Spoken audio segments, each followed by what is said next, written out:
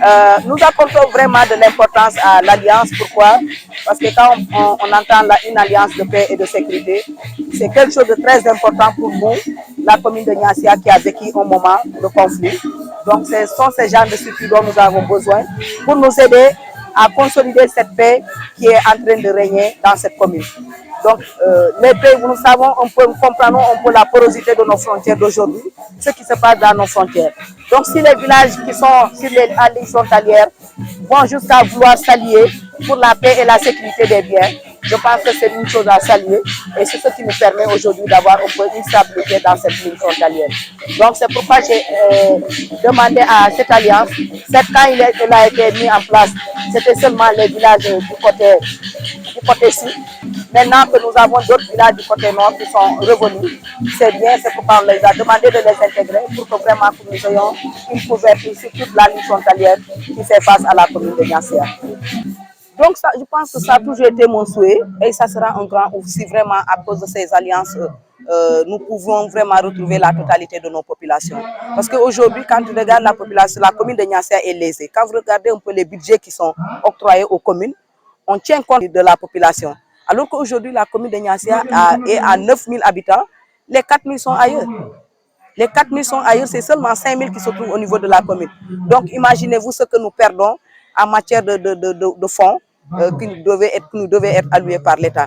Et aussi avec cette alliance, aussi cela nous a donné la force, comme ce sont des villages qui sont sur la ligne frontalière, de faire un plaidoyer envers l'État pour que vraiment le déménage humanitaire soit déployé dans cette commune, pour que tous ces villages frontaliers puissent retourner dans leur habitation d'antan, pour que vraiment nous puissions vraiment donner beaucoup plus de force à cette alliance, afin que Niassia puisse avoir une sécurité sur cette ligne frontalière. Parce qu'à un certain moment, à chaque fois que nous observons des moments de vol et autres, il suffit d'appeler le président de l'Alliance qui fasse une descente, qui informe les autres de la Guinée-Bissau. Donc on retrouve rapidement les animaux qui ont été volés, qui ont été amenés de l'autre côté. Donc je pense que c'est des choses à accompagner pour que ça soit pérenne et que la commune de Niassia puisse vraiment retrouver la paix et la sécurité dans le temps.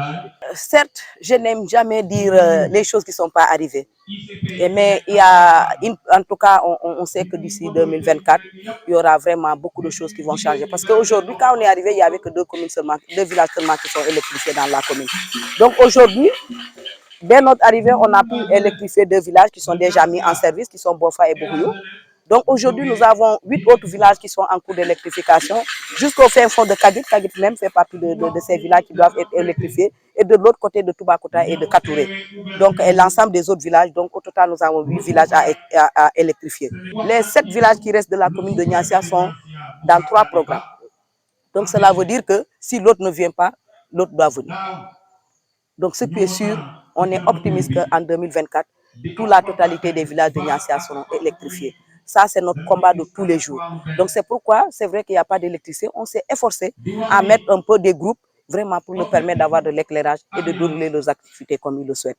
Mais l'éclairage, l'électrification de ces zones, c'est notre combat primordial. Donc ça, on se bat tous les jours pour que vraiment tous les villages de la commune puissent bénéficier. Et aussi, nous avons même un village à côté qui s'appelle Etafoul, qui a été électrifié en solaire. Donc ce qui nous fait aujourd'hui, on est à 11 villages qui doivent être électrifiés. Donc il nous reste seulement 7 villages qui ne sont pas encore électrifiés. Et nous souhaitons qu'en 2024, tous ces villages seront électrifiés. Je suis optimiste quand même que vraiment en 2024, beaucoup de choses pourront se réaliser, parce que aussi c'est mon combat de tous les jours. C'est un dossier que je suis en train de suivre à la lettre à chaque fois que je vais à Dakar, à chaque fois que on fait des appels pour vraiment voir jusqu'où le dossier est arrivé, pour que vraiment qu'on ne perde pas le fil, pour que cette route soit refaite, parce qu'aujourd'hui Kagit est le poumon du développement de la commune de Niassia, donc y compris Kourin et Etafoul. Certes, c'est de petits villages, mais c'est des villages vraiment en matière de sécurité alimentaire. Vraiment, on dit d'habitude, c'est là-bas où se trouvent les patrons de notre commune, parce qu'ils ont tout. Ils ont tout, surtout du point de vue agricole. Ils vivent de l'agriculture et ils n'ont besoin de rien.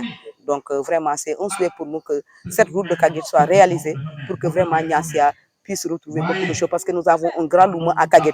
Et ce qui empêche ce Louma aujourd'hui de fonctionner, c'est cette route de Kaguet parce que les clients ne pourront pas accéder à Kaguet, les véhicules n'aimeront pas accéder à Kaguet.